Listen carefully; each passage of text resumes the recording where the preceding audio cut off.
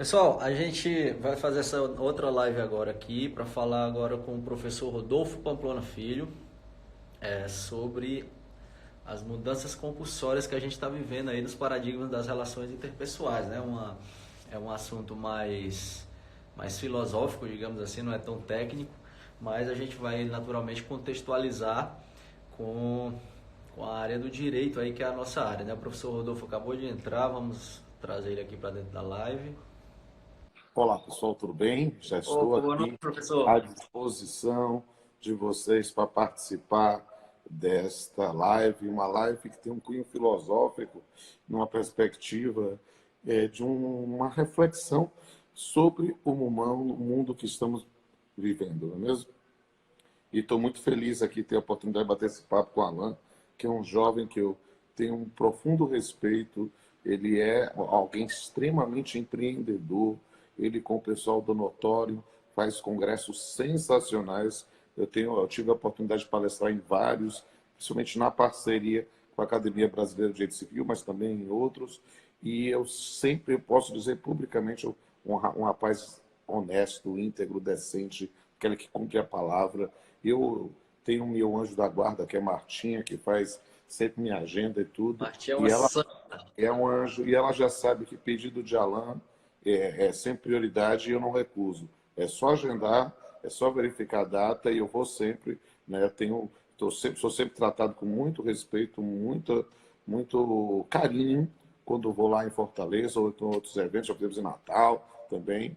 Espero que a gente possa superar este momento de crise e, quem sabe, voltar a ter esses encontros presenciais. Eu digo, olha, e falo isso publicamente, não ganho absolutamente nada para dizer isso. Olha, você está vendo, se eu ver um evento tem a marca notório jurídico, pode ir que o pessoal é decente, é pessoal honesto, pessoal íntegro, para fazer um evento de qualidade. Obrigado, professor. Coisa boa. O professor Rodolfo que já participou aí de 6 edições, 6 de 7 do Congresso Intercontinental de Direito Civil aí, né, com a Isso. gente. Desde a primeira edição que está conosco aí, deu um prazer aí da gente poder contar com seus conhecimentos aí, palestras fantásticas. Algumas delas, inclusive, disponíveis aí no Notório Play também para a gente, lá no canal do YouTube dele. E hoje, professor, eu queria, como a gente conversou mais cedo, eu queria fazer uma discussão um pouco, porque já tem tanta gente deixando conhecimento técnico aqui, né? Tanto no notório jurídico quanto nos outros perfis aí. E eu queria falar um pouco aí sobre a questão mais filosófica, mais humana, mais sociológica aí desse momento que a gente está vivendo. É verdade. Na verdade, e foi interessantíssimo. A gente agendou essa live hoje mesmo já para conversar. E eu conversei pouco antes, quando ele propôs o tema, eu disse: olha, tem tantas coisas que eu posso mencionar sobre essa questão do paradigma das relações humanas. Talvez esse período compulsório de isolamento, de quarentena, faça com que a gente tenha a necessidade de revisar comportamentos, analisar posturas, a própria noção do fique em casa ou sai de casa, né, dessa discussão, às vezes é tão distorcida, porque acaba trazendo um confronto entre ciência e convicções, ou ciência e fé, ou pior, fazendo uma discussão puramente política, quando na verdade ele tem refletido sobre a nossa própria condição humana, não é mesmo? E como o repensar disso pode repercutir também nas relações jurídicas. Né? A gente, quando vê hoje, nós estamos marchando há algum tempo para uma postura egocêntrica, da postura individual, e essas vezes assim, só se cuida do seu e nada mais. E isso a gente tem visto, digamos assim, nesse momento. Eu acho que esse momento já começando a explodir em todos os cantos do país as referências aos aspectos do direito contratual. Saiu norma na Alemanha, já estamos discutindo isso no Brasil, já vimos aspectos sobre essa noção de moratória ou suspensão de prazos ou algo do gênero. Já saiu uma nova MP hoje tratando sobre essa questão, a MP 931.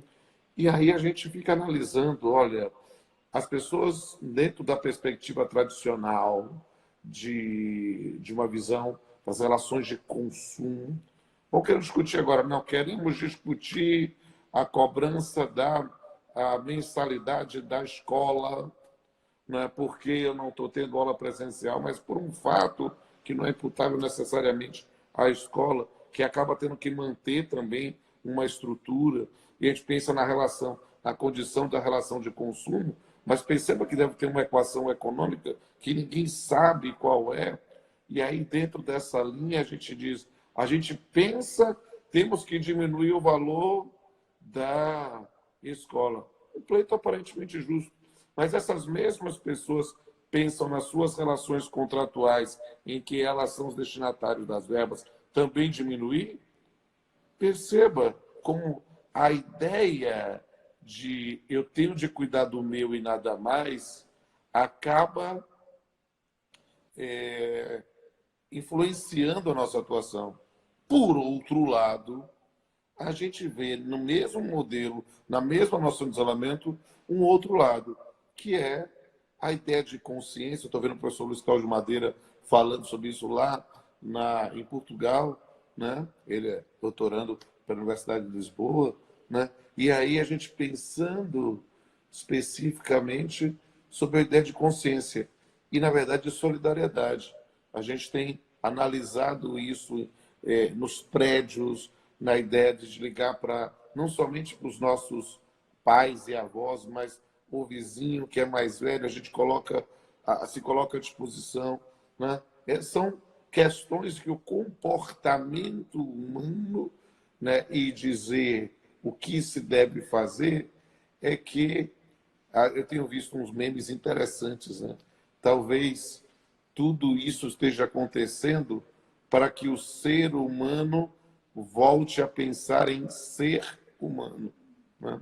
Talvez ache que é um campo dessa linha. Mas diga aí, Alan, eu posso falar e perguntar sobre qualquer assunto. Eu fiz só uma introdução enquanto o pessoal está entrando. Já temos umas 50 pessoas ao vivo aí participando.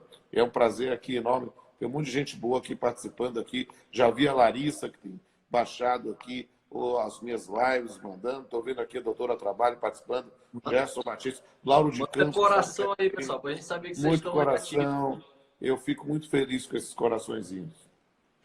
Professor, você tocou num ponto muito interessante aí, que inclusive eu corroboro desse pensamento, que é a questão de você querer se beneficiar, querer naturalmente o justo, né? Não estou tendo aula, então eu quero o valor, mas você não consegue, a maioria das vezes, pensar e se colocar um pouco no lugar daquela pessoa, daquela empresa, né? Aquela empresa também é formada por pessoas. Aquela empresa Exato. também tem toda uma estrutura que não pode ficar sem recebimentos, então, eu Investimento de percebo hoje em dia, alteridade, né? professor, que De as pessoas... perceber se estamos todos juntos no mesmo barco, né? Eu quero dizer a todo mundo que está entrando aí agora, porque vai entrando as pessoas, é sempre importante dizer isso. Olha, hoje é um papo filosófico, é um papo especificamente sobre as relações humanas. Eu peço que vocês sigam aí o Notório Jurídico, né, que tem feito várias lives aí com o Alan, né? Se inscrevam também no meu perfil no Instagram, o R Pamplona Filho, né? Vejo meus dois canais do YouTube, eu tenho baixado, tenho agradecer publicamente aí a doutora Larissa também, que tem me ajudado a fazer os downloads dessas lives. Eu estou botando tudo lá no meu canal no YouTube. Se inscreva lá no canal do YouTube, o canal Papeando com Pamplona e o canal Pamplona, né? E vá acompanhando cada um deles para a gente ter esse espaço.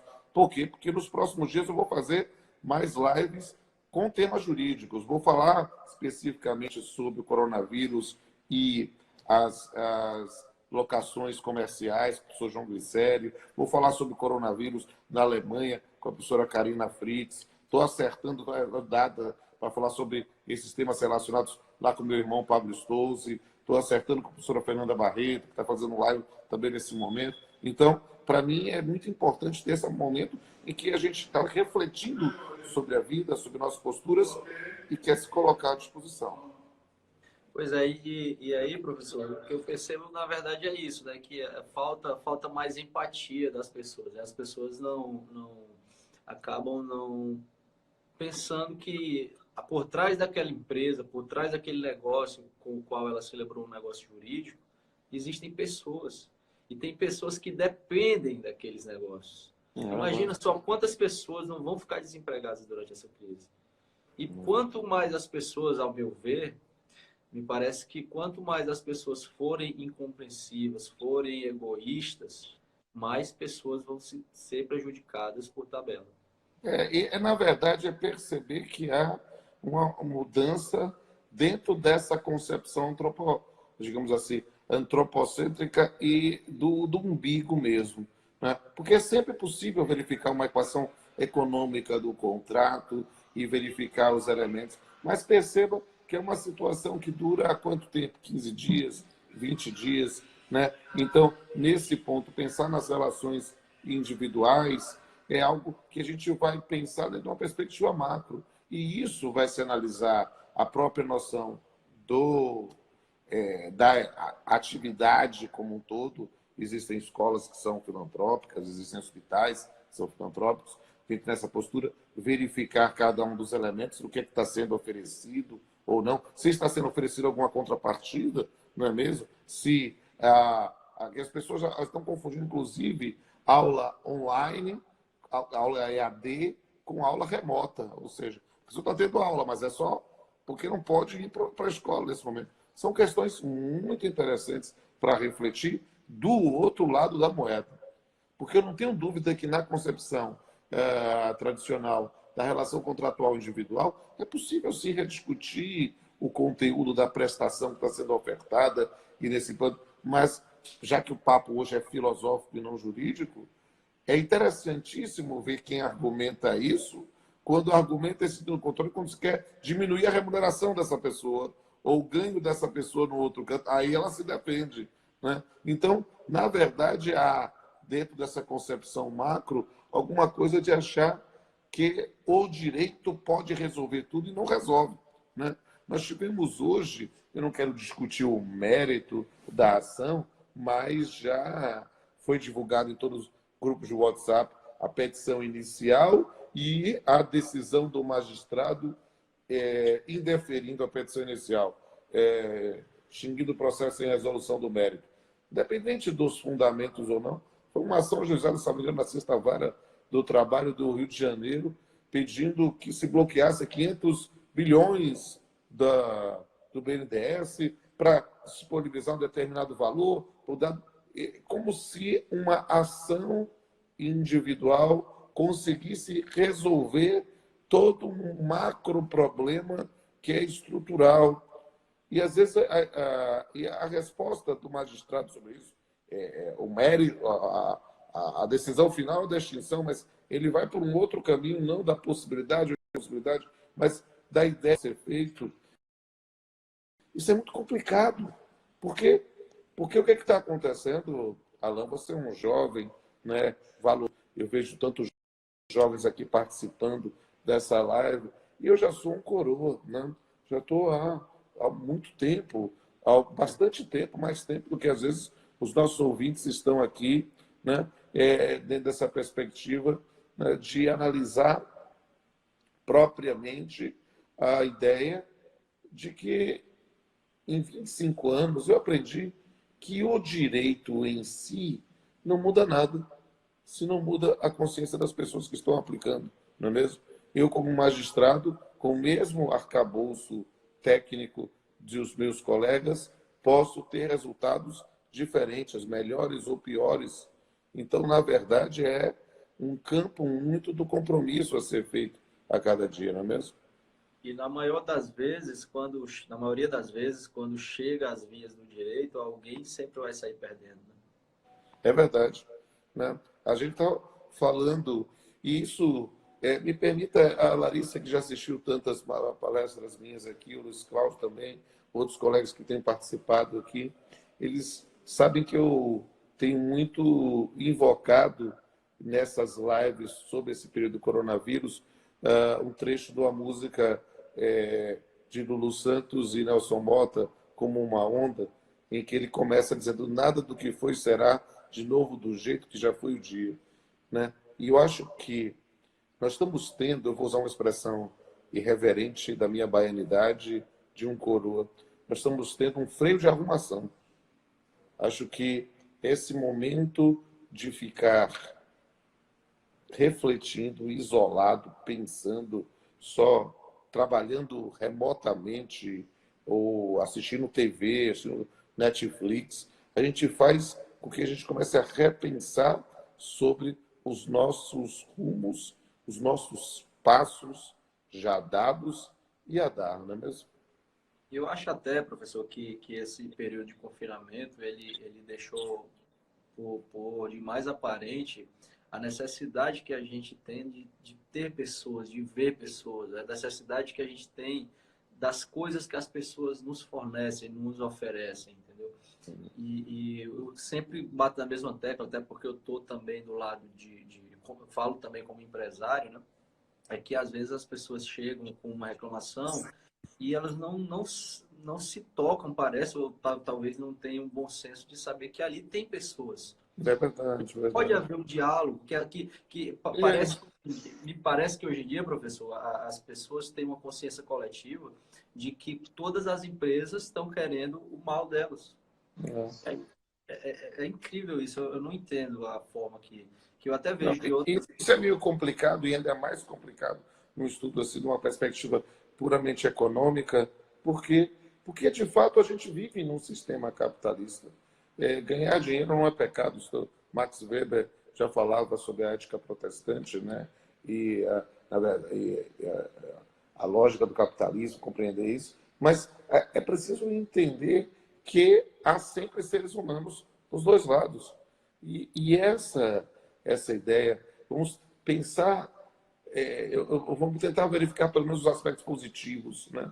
Eu tenho visto como as pessoas têm, pelo menos no campo desse mundo das redes sociais, né, é, revalorizar as relações humanas e revalorizar algumas atividades ou profissões. Né? Outro dia recebi um vídeo aqui ligado a Salvador, falando vamos valorizar os nossos garis, vamos valorizar as pessoas que estão tentando manter a limpeza na cidade, na situação, porque senão seria o caos. Né? Vamos, e note, sem colorações políticas, por gentileza, né? Mas no momento em que a classe médica ela foi maltratada, ou pensar nas próprias noções dos médicos cubanos, de toda a situação em que eram maltratadas pelos próprios médicos, né? De repente, nessa situação de pandemia, quer trazer de volta. Por quê? Porque nós vimos a necessidade sobre isso, independente da ideia de fiscalização, de controle, e isso aí é outra conversa. A gente não está discutindo política, a gente discute a necessidade de pessoas que possam nos socorrer, nos apoiar num momento de tribulação. E perceba que eu trouxe aqui, como exemplos, duas situações aparentemente de limites. Eu estou pensando do cari e do médico, né? Na ideia de atuar, de valorizar cada um. Então, outro dia eu estava conversando aqui, eu moro há algum tempo num flat, né? E eu estava conversando com as moças que fazem as camareiras. Eu digo, olha, gente, deixa eu tirar uma foto com vocês para fazer uma postagem de homenagem. Aí elas quiseram, se arrumaram, aí eu tirei a foto e disse assim, agora, minha filha, eu só vou fazer a foto com vocês de máscara, porque vocês têm máscara, então não pode essa vaidade agora não. Aí ele disse assim, então a foto que você tirou agora sem máscara, o senhor só possa quando ficar bom. Beleza, vamos fazer isso. Né? Porque é uma forma de homenagem, né? A gente precisa valorizar as pessoas, sabe?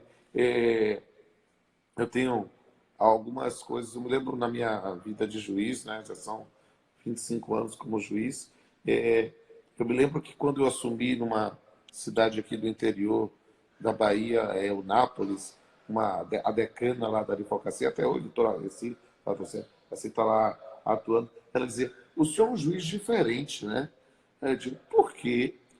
Porque o senhor cumprimenta as pessoas quando senta na mesa? Eu digo, porque são seres humanos, né? Do meio de audiência, o advogado está lá todo dia. E isso, eu não sei se eu vou poder mais cumprimentar agora com o coronavírus, né? Mas é algo assim, sabe? Se eu posso, eu falo isso para meus alunos com frequência, falando, para quem não me conhece, eu sou Eu sou poliamorista, eu atuo em várias frentes. Eu sou professor, sou juiz do trabalho, sou professor titular de civil e de processo do trabalho na universidade particular, na federal. Meu concurso foi para civil, mas eu ensino as matérias de trabalho também, ensino metodologia, ensino matérias processuais. E aí, quando eu falo com os alunos de processo, sobre o processo, sobre a mesa de audiência, eu digo assim, olha, gente, o processo parece um jogo. Ele tem personagens, ele tem regras, mas ele não pode ser encarado como um jogo, porque ali não é um jogo, ali é o patrimônio, é a esperança, são as angústias de alguém que estão sendo postas em meio de audiência. Então, a gente não pode tratar as pessoas, né, como se fossem números. Né? Eu digo com frequência, a gente não pode anestesiar a nossa capacidade de se indignar. Quer dizer, conto sempre os meus causos em mesa de audiência, né? Aí eu contando para meus alunos, eles achavam assim, professor, eu achava que o senhor era doido e agora eu tenho certeza disso, né? Eu dizia assim, que uma vez eu tive uma mesa de audiência, não esqueço da data, inclusive, foi dia 3 de junho de 2002. Engraçado que 3 anos depois, exato, 3 de junho de 2005, meu filho, meu segundo filho, né, tem uma menina e Rodolfinho, nasceu, mas dia 3 de junho de 2005, não, 2002, né, eu estava fazendo audiência uma vez e achei estranho porque o autor e o réu tinham o mesmo sobrenome, nome diferente. Eu disse, vocês são parentes? Não são. São o quê? Irmãos. Irmão? Mesmo pai, mesma mãe? Estão aqui na vara do trabalho? Isso não é vara de família não, rapaz. Vão se resolver lá, conversa. Tem um jeito, vocês precisam olhar um no outro e resolver suas diferenças. Não é possível. E eu fiquei lá falando, e nada, as pessoas com o coração fechado. E aí peraí, é certo, é um processo de rito sumaríssimo, né? Tem um pessoal, os advogados trabalhistas que sabem essa matéria. E aí, então, sessão única, me dê a defesa, era processo físico, me dê a defesa, doutor, fale aí. Interroguei o reclamante, interroguei o reclamado, ouvi 2 testemunhas do reclamante, uma testemunha do reclamado, a instrução encerrada, razões finais, reiterativas, beleza. Segunda proposta de conciliação, ele disse, não tem, eu digo, não tem uma zorra. Perdoa a expressão, da Bahia zorra, não é palavrão. Não tem uma zorra. Não é possível. Não é possível que depois de ouvir tudo que a gente ouviu aqui, vocês ainda vão continuar com o coração fechado para o outro. Vocês não estão vendo? Você, irmão reclamante, diz assim, você, irmão reclamante, os advogados tinham sido meus alunos, então já sabem que eu era meu doido, né? Você, irmão reclamante, você que trabalhou hora extra, suas 2 testemunhas não sabiam o seu horário. Você não provou. Você disse que recebia salário por fora. Suas 2 testemunhas não sabiam quanto você ganhava. Você não provou. E você, seu irmão reclamado, disse que ele abandonou o emprego, sua única testemunha foi contratada depois dele. Logo, você não provou. Gente, vocês aqui me ocuparam boa parte da tarde para não provar nada. Porque tem o coração fechado para o outro. Não é possível. Isso aqui, a sentença que eu iria proferir, vai dar no máximo, vai ser uma despedida sem justa causa, tal, tal, tal. Eu tinha um secretário de audiência sensacional, chamado José Newton, que era fantástico. Eu digo, Zé, confia, faz as contas aí agora, Zé. Aí Zé fez as contas lá e disse assim, doutor, dá 4.324,43. Eu digo, beleza, a sentença que eu proferiria daria isso. Mas eu me recuso a proferir. Vocês vão fazer um acordo no valor que seria a sentença. E pior, só sai da minha mesa de audiência dando a mão um para o outro. Aí todo mundo assim, estupefacto. É isso mesmo. Por quê? Porque meu pai, por isso que eu não esqueço a data, meu pai morreu há 30 dias. Meu pai teve um infarto fulminante e eu não pude me despedir dele. Imagine se isso acontece com um dos senhores. Eu vou ficar com a dor na consciência de que estou estimando briga de irmão contra irmão? Quando eu falei isso, o irmão reclamante começou a chorar. Aí eu contei para o outro, tá vendo o que você fez? Rapaz, aí eu comecei a... Nessa hora baixou o pastor evangélico, na hora eu quase falei em línguas, eu comecei a subir na mesa, eu digo, vocês vão resolver. E eles fizeram um acordo, deram a mão um para o outro e disse, doutor, eu nunca fui tratado como gente como foi com o senhor. E aí eu digo isso em sala de aula, essa foi a melhor sentença que eu não proferi na vida. Por quê? Porque eles queriam a prestação jurisdicional, eles queriam a resposta técnica do Estado, queriam, e eu dei. Mas eu me recusei a dar de uma forma para eu estimular uma briga entre irmãos. Então, eu conto isso em sala de aula, meus alunos dão risada, porque eu ainda faço mais presepada, aquela coisa. Mas Pula. a ideia, né, é explicar para as pessoas, resolvam-se. Eu estou dizendo com frequência, falando um aspecto dogmático, mas sempre na perspectiva filosófica, que foi a sua proposta comigo. As pessoas estão. Eu tenho feito muitas lives. Vejam aí, gente, tem muita coisa lá no canal, está tudo disponível, né? Agradecendo mais uma vez a doutora Larissa. Né? Aí o que acontece? As pessoas que eu tenho falado, eu falei hoje, saiu hoje, inclusive, no Jornal da Band, hoje, na edição nacional, falando lá com eles. Né? As pessoas querem ver, cara, eu posso ou não posso reduzir o salário do empregado ou não? Aí eu vou explicar toda a questão polêmica da força maior, se foi ou não dos artigos 502 e 503 da CLT, se foi recepcionado ou não, a polêmica sobre a irredutibilidade salarial que é conquistada na Constituição de 88, dispositivo anterior. Vou distribuir, falar isso do ponto de vista técnico. E dou a resposta técnica. Mas o que acontece, Alan, com frequência, as pessoas estão estudando direito e elas não estão aprendendo a resolver problema. Elas estão aprendendo a brigar. Elas aprendem a petição, contestação, sentença, recursos, mas eles não aprendem a resolver problema. Eu costumo dizer, professor, que esse sistema que a gente tem vivido ultimamente está formando não operadores do direito, mas a maioria das vezes gladiadores jurídicos. Olha, deixa eu fazer só uma homenagem aqui, porque eu vi aqui que entrou Marcondes, meu diretor adjunto, uma figura raríssima. Estou vendo Alan, grande figura, está voltando a lutar boxe também, um monte de gente aqui. Mas, deixa eu dizer, eu estava dizendo isso que você falou é mais para a verdade. Você está aprendendo a brigar e não resolver problema. E o que eu estou dizendo para as pessoas? Quando eu converso, uma cultura de litígio, como o professor Madeira falou aí, eu digo para eles, olha, gente, na boa, eu vou responder tecnicamente, mas eu vou responder filosoficamente. Você precisa olhar no olho da pessoa, conversar diretamente, tentar resolver isso. E é claro, quer resolver do ponto de vista técnico, faz uma relação individual, é acordado mesmo, isso é realmente um acordo.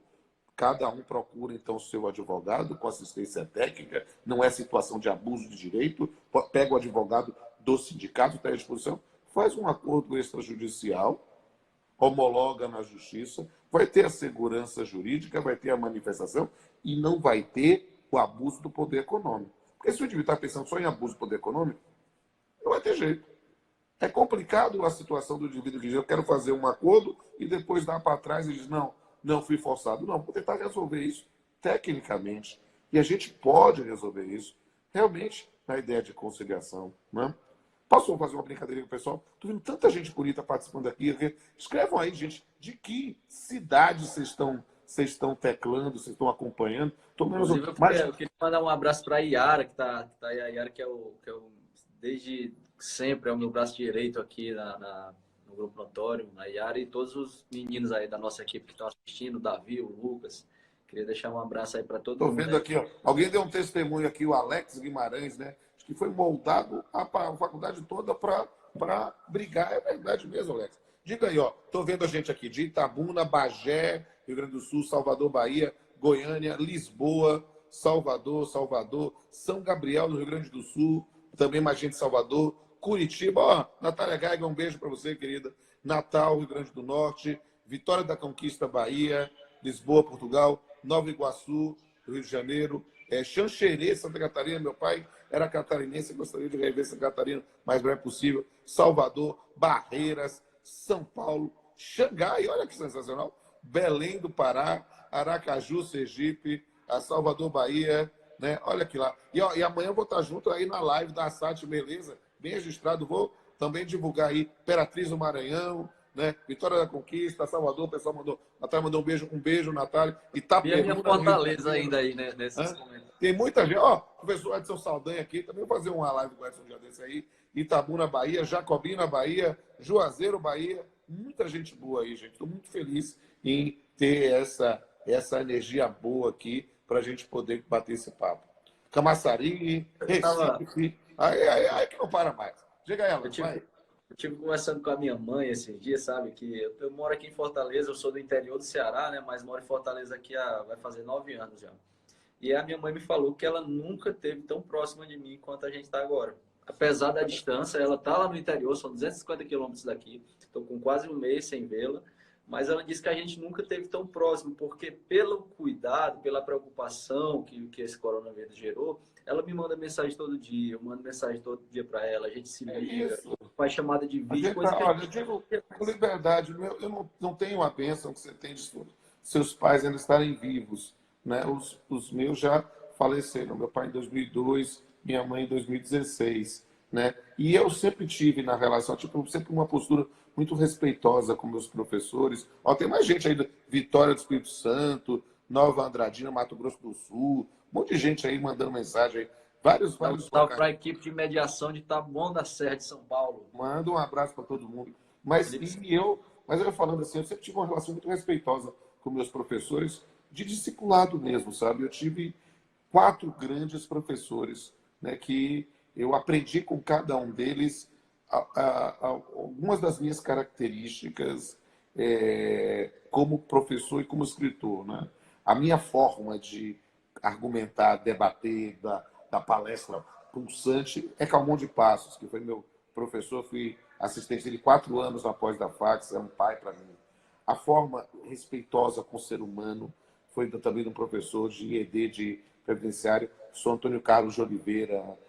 Inclusive, é o nome do prédio da Justiça. Ele era um gentleman, alguém que eu nunca vi nervoso na vida, porque era alguém de aprender a lidar com a pessoa.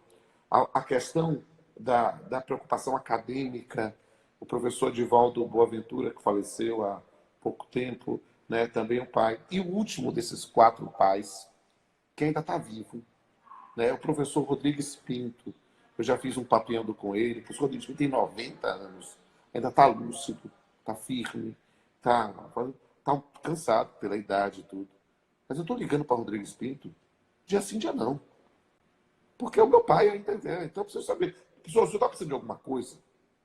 Eu estou dizendo, professor, eu vou aí, sabe? Eu tenho uma coisa do grupo de risco, problema respiratório e cardíaco, mas eu vou aí fazer mercado para o senhor, sabe? Porque é o mínimo que eu possa manifestar em vida o amor que, em relação, surgiu um amor filial, paternal, né, com o professor. E, de certa forma, eu vejo isso, às vezes, com os meus alunos. Eu tenho essa coisa de abraçar, eu não vou poder mais abraçar agora no coronavírus, né? Mas de cuidar, ter esse cuidado com cada um, sabe? Então, isso é um testemunho muito legal. Estou vendo aqui ex-alunos também dando testemunhos aqui. Isso é muito bonito, eu confesso que eu me emociono. É. E você tem essa característica, né? Desde quando eu conheci, aliás, antes de conhecer, eu já acompanhava um pouco o seu trabalho. E é incrível como você se comporta nos eventos que você participa aí da gente, né? E o que me chamou a atenção, porque às vezes chegava um aluno e você chamava pelo nome dele antes dele cumprimentar, antes dele lhe cumprimentar. Então, isso é uma demonstração de afeto de verdade, né? Eu falo isso. E isso, uma das coisas eu fui dotado de uma característica diferenciada, que é uma memória muito acima da média. Então, eu lembro das pessoas, eu lembro de onde a pessoa foi meu aluno, eu lembro do rosto, né? Se fiz chamada, eu não esqueço o nome dessa pessoa nunca mais na vida. Às vezes, nas pós lá pro censo, que aí não tem chamada, a gente acaba esquecendo. Mas aluno de graduação, mestrado, doutorado, eu nunca esqueço, né? Alguns apareceram aí e eu lembro, às vezes, o nome completo. E tem essa coisa, eu vou fazendo uma palestra em algum lugar, aí vejo um colega que foi meu aluno não sei quanto tempo atrás. Isso traz tem uma experiência interessante. Em outro sentido, eu tenho alguns anos atuado na coordenação da pós-graduação do SES, né? tanto em direito contratual quanto em direito do processo de trabalho. E aí, às vezes eu digo para o pessoal, olha, gente, eu vou fazer uma palestra. Isso acontece direto aí nos eventos do Notório. Eu vou lá, gente, eu vou fazer uma palestra em Fortaleza, eu vou fazer uma palestra em Natal. Olha, quem for meu aluno e quiser me conhecer pessoalmente, porque eu não conheço, eu não vejo a pessoa, olha lá, eu vou conhecer lá, eu vou lá, Eu já recebi um monte de selfie, presente para tirar entregar foto, para tomar ele. café. É muito legal. Você lembra daquela rosa que a menina entregou? Lembro, uma coisa linda. Então, a gente acaba conhecendo as pessoas e esses meios virtuais de comunicação, né, acabam sendo também formas muito interessantes de interagir. Ó, a professora falou, vem dar aula aqui no Rio de Janeiro. Eu estou numa fase de Limagal, me chama que eu vou. Deixa acabar o coronavírus, é que vai ser um prazer conhecer cada um de vocês. Professor, um outro paradigma aí que com certeza vai ter que mudar agora diante dessa situação que a gente está vivendo, era a resistência que muita gente tinha estudar em casa e dois, trabalhar em casa. O que é que você acha dessa? Eu acho que isso também é um modelo, é um comportamento que vai ter que mudar. As pessoas vão começar não somente a valorizar a sua vida. Tanto que o pessoal vai dizer, ó, quando eu puder sair, eu vou querer ficar um tempão sem passar. Mas as pessoas não vai ter jeito, mudou o modelo, mudou o comportamento. A ideia de valorizar o seu espaço, e há um complemento sobre essa observação. Também valorizar a comunicação virtual. Né? Eu tenho visto, eu tinha conversado com o Renato Saraiva sobre isso. Gente, quanto preconceito havia quanto às aulas EAD, né? Quanto ao ensino à distância, ou às aulas online, ou à aula remota, ao teletrabalho. A gente está vendo assim que não é um bicho-papão, não. Entende? As pessoas tendo... Claro que há atividades que não dá para fazer teletrabalho. O cara é garçom, o cara é barman, é cozinheiro, não tem como. É vendedor de uma loja, não tem. Mas o trabalho online vai ganhar corpo, vai ganhar muito mais corpo e a gente vai superar preconceitos. É essa live. Você está em Fortaleza, eu estou em Salvador. A gente se conhece pessoalmente de eventos, mas você está na sua vida aí, eu estou aqui, e a gente está nesse momento compartilhando um momento da minha vida com você, né? Dividindo isso através da tecnologia. Então, na sua casa você vai produzir, eu na minha casa vou produzir, e vamos produzir juntos também. Acho que é toda uma mudança de paradigma também. O tribunal, aqui o pessoal falando aqui, o Tribunal do Trabalho também, teve aumento significativo de trabalho no home office, sim. Eu fiz postagem outro dia com isso, até mesmo com uma forma de amenização dessa situação caótica. Eu não perco, mesmo o nosso papo sendo sobre vida, sobre filosofia, eu não perco a minha condição de magistrado. Então, eu estou de férias, inclusive. Hoje é meu último dia de férias. As minhas férias vieram no período que eu tenho que ficar em casa, né? Não pude viajar, não fazer nada. Né? Mas amanhã eu estou formalmente voltando ativo amanhã. Só que, cara, eu passei a trabalhar nesse período de férias todo. Por quê? Porque há uma necessidade em relação a liberações de alvará, a questão do dinheiro que eu possa dar um alento para advogados, para partes. Todo dia eu assino alvará, estou movimentando os processos, tudo no teletrabalho. É uma forma de... Eu disponibilizei meu e-mail pessoal no Instagram, as pessoas viam. Disponibilizei um telefone que cai no celular do meu diretor, para a gente tentar amenizar a situação das partes. É o mínimo que a gente possa fazer nesse ponto. Essa é uma atitude maravilhosa. Mas eu concordo com o seu posicionamento. Eu acho que muita gente agora se viu obrigado a rever, né? De pessoas que tinham aquele certo preconceito, que achavam que não daria para produzir em casa, né? Naturalmente que muitas vezes realmente não dá. Você não tem como É claro fazer que o trabalho de casa. é a questão. A gente não pode achar que há um formato único. Há um conterrâneo meu já falecido, que foi professor titular na USP, na área de geografia, professor Milton Santos. Ele dizia: a gente precisa aprender a combater a ditadura do pensamento único, da ideia de só tem um jeito, só tem uma forma, só tem um único modelo. Não, os modelos mudam, os paradigmas mudam. É isso que a gente está vendo.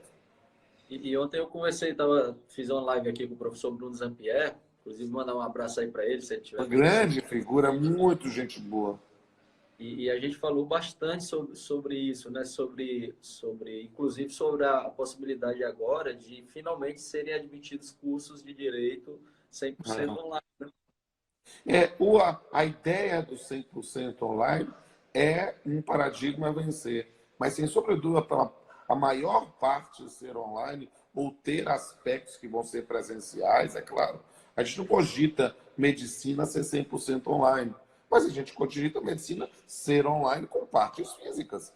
A gente pode pensar a mesma coisa com direito. A pessoa tem que comparecer, talvez, ao tribunal para conhecer como é a estrutura, mas repensar o paradigma é, sem sombra de dúvida, o horizonte. E tem que ter cuidado, porque já tem 40 minutos que a gente está batendo papo. Eu sei que tem um momento que a live cai, então aí eu não É uma sei. hora, Aí, acho que é uma hora. antes de cair, dizer ao pessoal que está aí assistindo que eventualmente não conhecem o Alan. O Alan é um ser humano sensacional, um empresário sério, uma pessoa que realmente estuda o direito, faz congressos sensacionais. Então, siga aí o perfil dele, Notório Jurídico, né? Vocês vão ver várias oportunidades para participar quando acabar esse mundo louco que está vivendo, quando a gente voltar à normalidade, ou não sei, será que a gente era normal antes e vai ser normal a partir de agora, né? Quando a gente vai compreender esse novo mundo, veja aí. E, obviamente, você que eventualmente não me siga também, R. Pamplona Filho aí no Instagram, e siga em especial os 2 canais no YouTube que eu tenho, porque eu estou colocando todo o material. Tem playlist específica, especial coronavírus, né? Então, vejam isso lá. É o canal Papeando com Pamplona e o canal Pamplona lá no YouTube.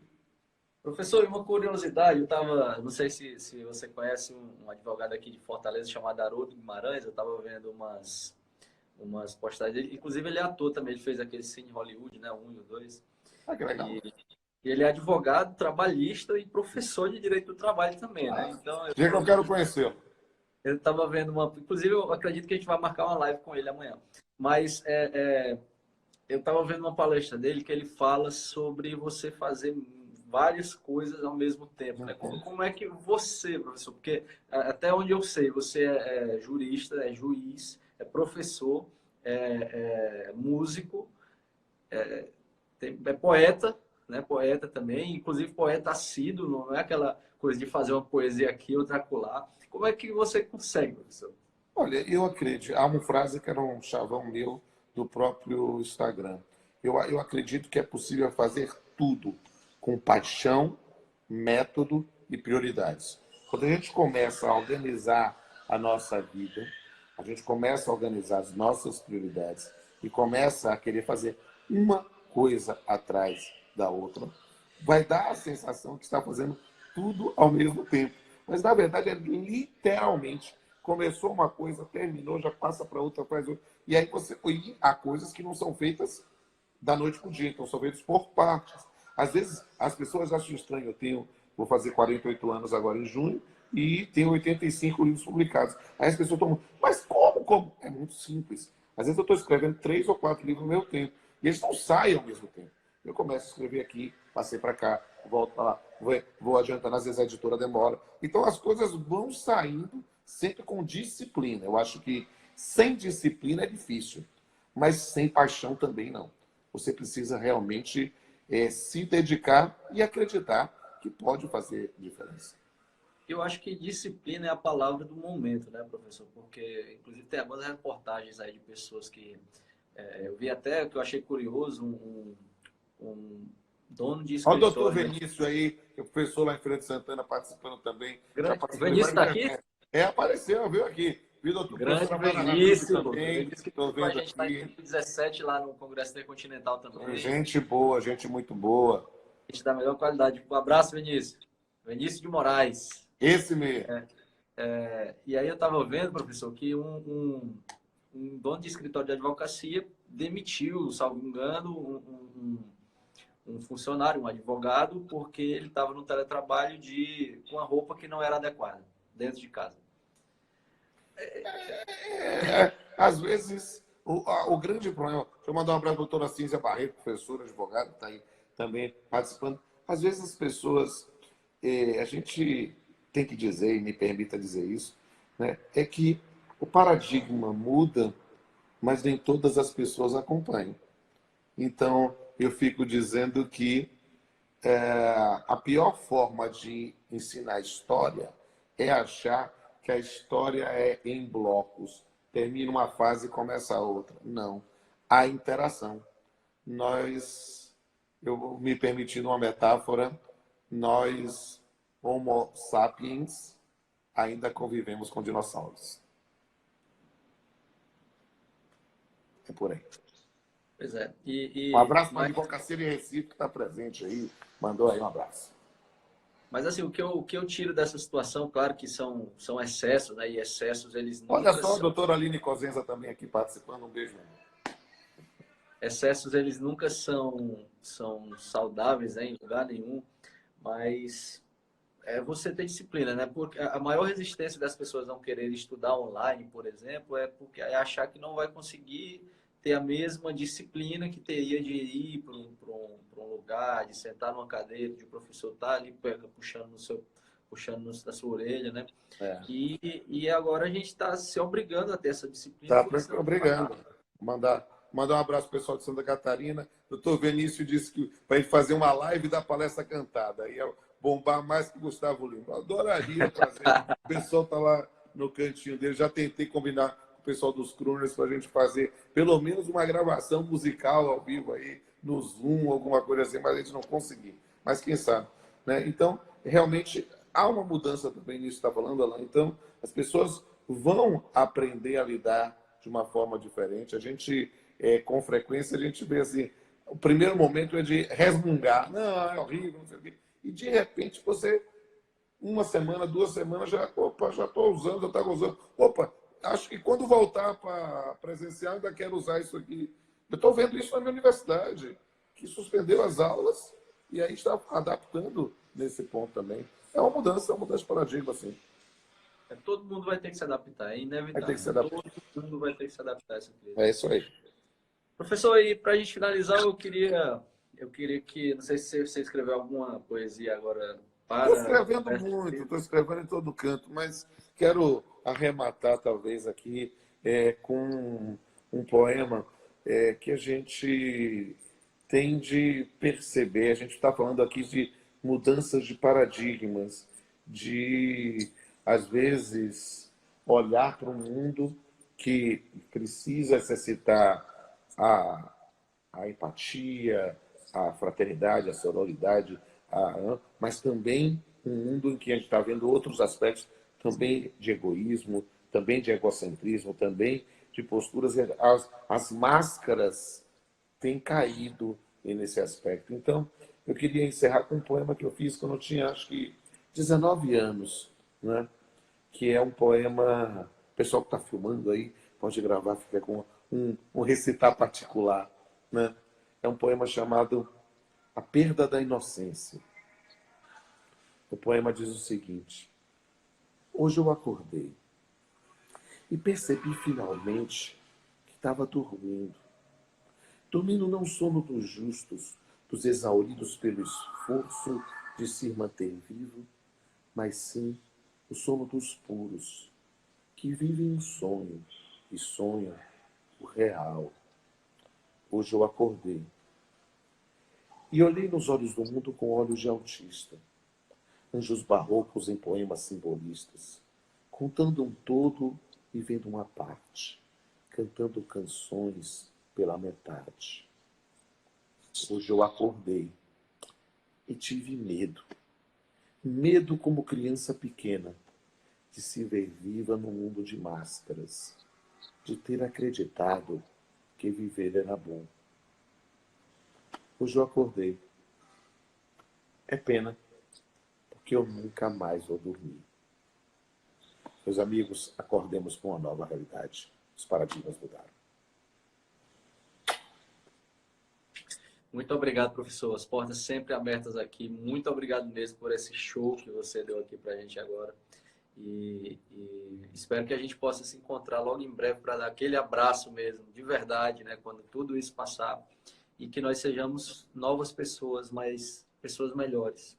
Amém. Pessoas melhores nesse momento. Que essa crise sirva não só para que as pessoas reclamem ou para que as pessoas sofram, mas para que elas extraiam de tudo isso uma lição e que o mundo possa ser melhor também. Amém, amém. E vamos lá, e gente, para arrematar, gente, não deixe de seguir aí, siga aí o Notório Jurídico, me siga, R. Pamplona Filho, entre os canais do YouTube, canal Pamplona, canal Papiano. Quero mandar um abraço para todo mundo que está participando. E eu vi aqui entrar Yuri Vieira, que foi vocalista da Treblides, minha banda da adolescência. Esse poema que eu fiz 19 anos, a gente musicou, gente. Tá musicado, tá gravado num CD. E Yuri tá com a missão de colocar no Spotify. Eu estou cobrando em público aí. Ele vai colocar isso. Eu quero disponibilizar para todo mundo por enquanto. Vocês vão ver lá aquele MySpace, né? E vão ver cada uma dessas letras lá nos meus blogs de poesia.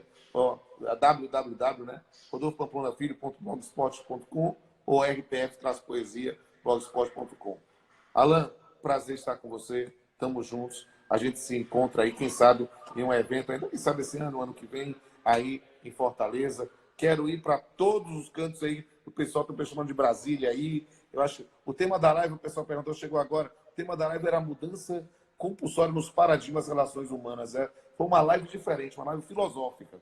Eu estou fazendo várias lives técnicas, jurídicas, de direito civil, de direito de trabalho. Vocês vão ver todas lá no canal Papiano com Pamplona. Mas essa foi diferente, foi do coração. Um beijo para todo mundo. Valeu.